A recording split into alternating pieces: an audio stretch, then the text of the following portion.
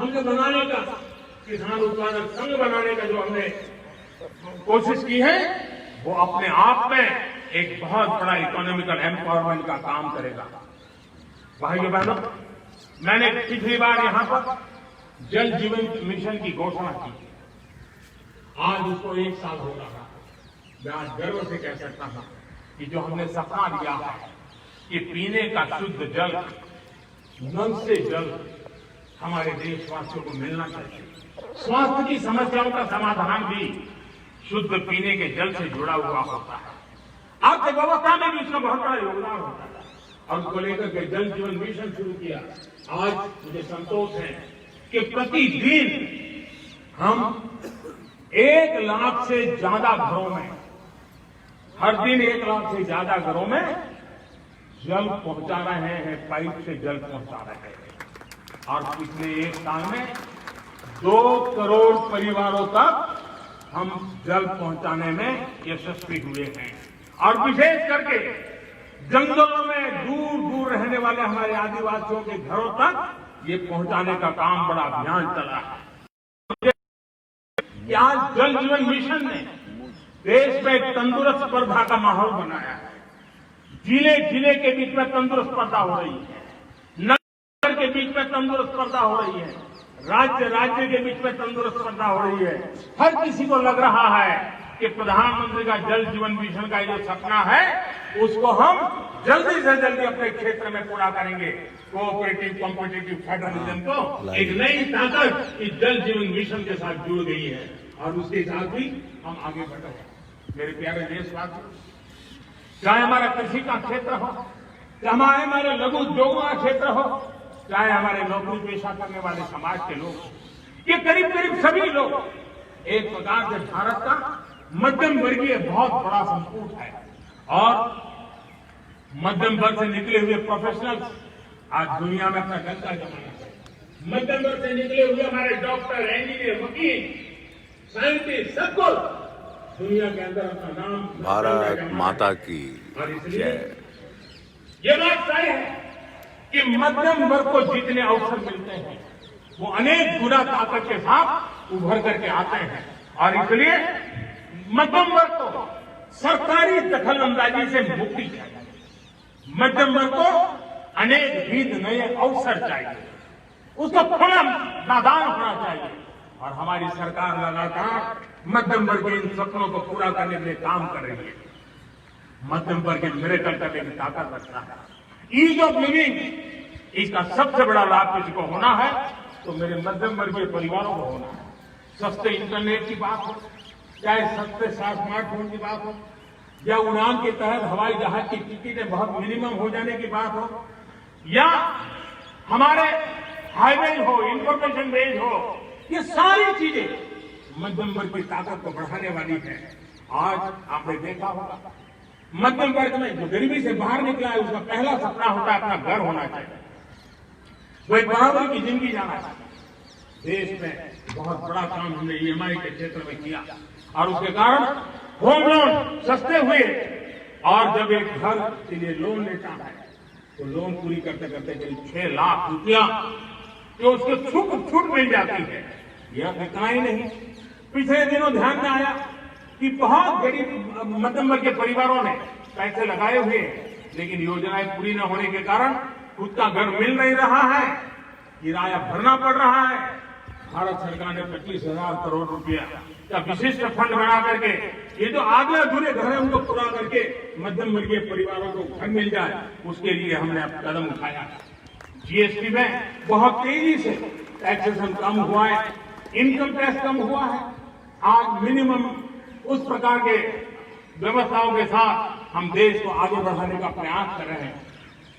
Cooperative बैंकों को RBI से जोड़ना, ये अपने आप में मध्यम वर्गीय परिवारों के पैसों को सुरक्षित रखने की गारंटी इसके साथ जुड़ी हुई है। एमएसएमई सेक्टर में जो रिफॉर्म्स हुए हैं, एग्रीकल्चर सेक्टर में जो रिफॉर्म्स हुए हैं, इसका सीधा सीधा लाभ हमारे मध्यम वर्गीय मेहनत परिवारों को जाने वाला है। और उसके कारण हजारों करोड़ रुपए के स्पेशल फंड आज जो हमारे व्यापारी बंधुओं को, हमारे में लघु उद्योगकारों को हम दे रहे हैं, उनको इसका लाभ मिलने वाला है। आम भारतीय भारतीय की शक्ति, उसकी ऊर्जा आत्मनिर्भर भारत अभियान का एक बहुत बड़ा आधार है। इस ताकत को बनाए रखने के लिए हर स्तर पर निरंतर काम जारी है। मेरे प्यारे देशवासियों, आत्मनिर्भर भारत के निर्माण में, आधुनिक भारत के निर्माण में, नए भारत के निर्माण में, समृद्ध और खुशहाल भारत के निर्माण में देश की शिक्षा का बहुत बड़ा महत्व है। इसी सोच के साथ देश को 3 दशक के बाद नई राष्ट्रीय शिक्षा नीति देने में हम आज यशस्वी हुए हैं और हिंदुस्तान के हर कोने में इसकी स्वागत के समाचार एक नई ऊर्जा, नई विश्वास दे रहे हैं। ये शिक्षा, भारत माता की, ये राष्ट्रीय शिक्षा नीति हमारे विद्यार्थियों को जड़ से जोड़ेगी, लेकिन साथ साथ उसको एक ग्लोबल सिटीजन बनाने का भी पूरा सामर्थ्य देगी। वो जड़ों से जुड़ा होगा, लेकिन उसका सर आसमान की ऊंचाइयों को छूता होगा। आज आपने देखा होगा राष्ट्रीय शिक्षा नीति में एक विशेष बल दिया गया है नेशनल रिसर्च फाउंडेशन का, क्योंकि देश को प्रगति करने के लिए इनोवेशन बहुत आवश्यक होता है। इनोवेशन को जितना बल मिलेगा, रिसर्च को जितना बल मिलेगा, उतना ही देश को आगे ले जाने में और कॉम्पिटिटिव वर्ल्ड के अंदर आगे बढ़ने में बहुत ताकत बनेगी। आपने सोचा होगा क्या कभी इतना तेजी से गांव तक ऑनलाइन क्लासेस का इतना माहौल बन जाएगा? कभी कभी आफत में भी कुछ ऐसी चीजें उभर करके आ जाती है, नई ताकत दे देती है। और इसलिए आपने देखा होगा कोरोना काल में ऑनलाइन क्लासेस एक प्रकार से कल्चर बन गया है। आप देखिए ऑनलाइन डिजिटल ट्रांजैक्शन वो भी कैसे बढ़ रहे हैं। भीम यूपीआई गत 1 महीने, यानी किसी को भी गर्व होगा कि भारत जैसे देश में यूपीआई भीम के द्वारा गत 1 महीने में 3 लाख करोड़ रुपए का ट्रांजैक्शन हुआ। अपने आप में हम किस प्रकार से बदली हुई स्थितियों को स्वीकार करने लगे हैं, ये इसका नमूना है। आप देखते हैं 2014 से पहले हमारे देश में 5 दर्जन पंचायतों में ऑप्टिकल फाइबर था। गत 5 वर्ष में 1.5 लाख ग्राम पंचायतों तक ऑप्टिकल फाइबर नेटवर्क पहुंच चुका, जो आज इतना मदद कर रहा है। सभी पंचायतों में पहुंचने के लक्ष्य के साथ हमने काम शुरू किया। जो 1 लाख पंचायतें बाकी हैं, वहां भी तेजी से काम चल रहा है, लेकिन बदली पड़ी हुई परिस्थिति, गांव की भी डिजिटल इंडिया में भागीदारी अनिवार्य बन गई। गांव के लोगों को भी इस प्रकार की ऑनलाइन सुविधाओं की जरूरत बढ़ गई है। इसको ध्यान में रखते हुए पहले तो हमने कार्यक्रम बनाया था, हर पंचायत तक पहले पहुंचेंगे, लेकिन आज मैं आपसे बताना चाहूंगा जब हमने तय किया है कि सभी 6 लाख से ज्यादा जो हमारे गांव हैं, उन सभी गांवों में ऑप्टिकल फाइबर नेटवर्क भारत पहुंचाया माता जाए। की जय। अब लाइव सुन रहे हैं।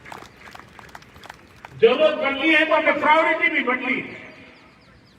6 लाख से अधिक गांवों में हजारों लाखों किलोमीटर ऑप्टिकल फाइबर का काम चलाया जाएगा और हमने तय किया 1000 दिन में 1000 दिन के अंदर अंदर देश के 6 लाख से अधिक गांवों में ऑप्टिकल फाइबर नेटवर्क काम पूरा कर दिया जाएगा। बदलती हुई टेक्नोलॉजी में साइबर स्पेस, ये हमारी निर्भरता बढ़ती ही जाने वाली है, लेकिन साइबर स्पेस में खतरे भी जुड़े हुए होते हैं। भली भांति दुनिया इससे परिचित है और इनसे देश के सामाजिक ताने बाने, हमारी अर्थव्यवस्था और हमारे देश के विकास पर भी खतरे पैदा करने का ये आसान मार्ग बन सकता है। और इसलिए भारत इसमें बहुत सचेत है, भारत बहुत सतर्क है और इन खतरों का सामना करने के लिए फैसले ले रहा है। इतना ही नहीं, नई व्यवस्थाएं भी लगातार विकसित की जा रही है।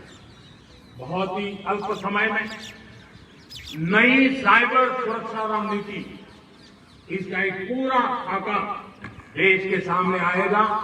आने वाले समय में सब इकाइयों को जोड़ करके हम इस साइबर सिक्योरिटी के अंदर सबको एक साथ चलना पड़ेगा। उसके लिए आगे बढ़ने की रणनीति बनाएंगे। मेरे प्यारे देशवासियों, भारत में महिला शक्ति को जब जब भी अवसर मिले उन्होंने देश का नाम रोशन किया, देश को मजबूती दी। महिलाओं को स्वरोजगार और रोजगार के समान अवसर देने के लिए आज देश प्रतिबद्ध है। भारत में